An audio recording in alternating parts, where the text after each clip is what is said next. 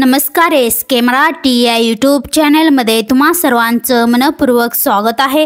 तर मित्रांनो, 10 ऑक्टोबरपासून या नागरिकांना मिळणार मोफत राशन आणि 11 वस्तू मोफत। या संदर्भात सविस्तर अशी माहिती आपण या व्हिडिओच्या माध्यमातून जाणून घेणार आहोत। तत्पूर्वी जर तुम्ही चॅनलवर नवीन असाल तर चॅनलला लगेच सबस्क्राइब करून घ्या।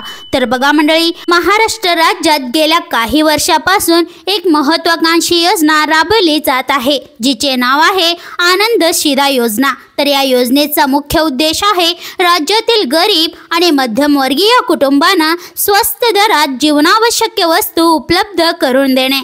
परंतु या योजनेच्या अंमलबजावणीत अनेक अडचणी येत असल्याचे दिसून येत आहे।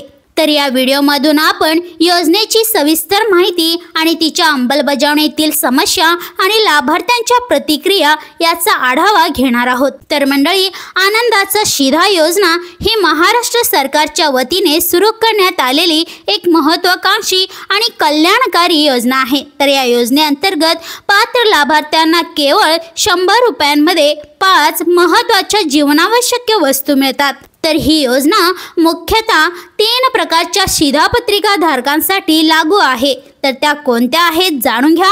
त्यामध्ये पहिला आहे अंत्योदय कुटुंब, तर दुसरा आहे प्राधान्य कुटुंब, तर तिसरा आहे पात्र केशरी शिधापत्रिका धारक। तर या योजनेमुळे लाखो कुटुंबांना दैनंदिन जीवनात आर्थिक दिलासा मिळत आहे, कारण त्यांना अत्यावश्यक वस्तू कमी किमतीत उपलब्ध होत आहेत। तर मित्रांनो, आनंदाचा शिधा योजना सुरू झाल्यापासून ती अत्यंत लोकप्रिय झाली आहे। याचे मुख्य कारण म्हणजे या योजनेमुळे सामान्य नागरिकांना मिळणारा थेट लाभ 100 रुपयांमध्ये 5 महत्त्वाच्या वस्तू मिळणे हे अनेक कुटुंबासाठी वरदान ठरले आहे। विशेषतः महागाईच्या या काळात जेव्हा अन्नधान्य आणि इतर गृहोपयोगी वस्तूंच्या किमती सतत वाढत आहेत, तेव्हा ही योजना एक मोठा दिलासा देणारी ठरली आहे। मात्र या योजनेच्या अंमलबजावणीत काही महत्त्वाच्या अडचणी समोर येत आहेत, जसे की सरकारने अनेकदा आनंदाच्या शिधा वाटपाच्या तारखांची घोषणा केली आहे, परंतु प्रत्यक्षात ते वेळेवर पोहोचत नाहीत। उदाहरणार्थ, गणपती उत्सवाच्या आधी शिधा वाटप करण्याचे आश्वासन देण्यात आले होते, परंतु गणेश उत्सव संपूनही अनेक ठिकाणी शिधा पोहोचला नव्हता।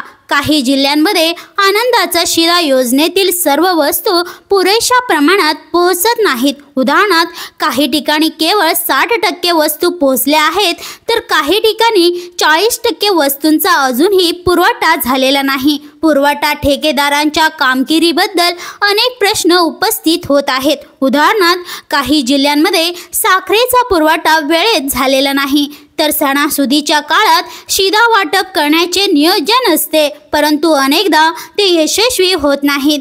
गणपती उत्सव, नवरात्र, दसरा अशा महत्त्वाच्या सणांच्या वेळी शिधा वाटपात विलंब होत आहे। आनंदाचा शिधा योजना ही निश्चितपणे एक महत्त्वाकांक्षी आणि लोककल्याणकारी उपक्रम आहे, मात्र तिच्या यशस्वी अंमलबजावणीसाठी अजून बरेच काम करण्याची गरज आहे। सरकार, प्रशासन आणि लाभार्थी यांच्यात समन्वय वाढवून या योजनेचा लाभ अधिकाधिक लोकांपर्यंत पोहोचवणे हे एक आव्हान आहे। तर या योजनेच्या व्याप्तीत वाढ करणे, अधिक वस्तूंचा समावेश करणे आणि वितरण प्रणाली अधिक कार्यक्षम करणे या गोष्टींवर भर दिला जाऊ शकतो। तसेच डिजिटल तंत्रज्ञानाचा वापर करून लाभार्थ्यांना त्यांच्या शिधाची स्थिती ऑनलाईन तपासता येते। तक्रारी नोंदवणे अशा सुविधा देऊन योजना अधिक पारदर्शक करता येणार आहे। चला तर मंडळी, नक्कीच तुम्ही या योजनेचा लाभ घ्या आणि अशाच महत्त्वपूर्ण बातम्यांच्या अपडेट्ससाठी व्हिडिओला लाईक करून चॅनलला सबस्क्राइब करून घ्या। भेटूया पुढच्या व्हिडिओमध्ये। धन्यवाद।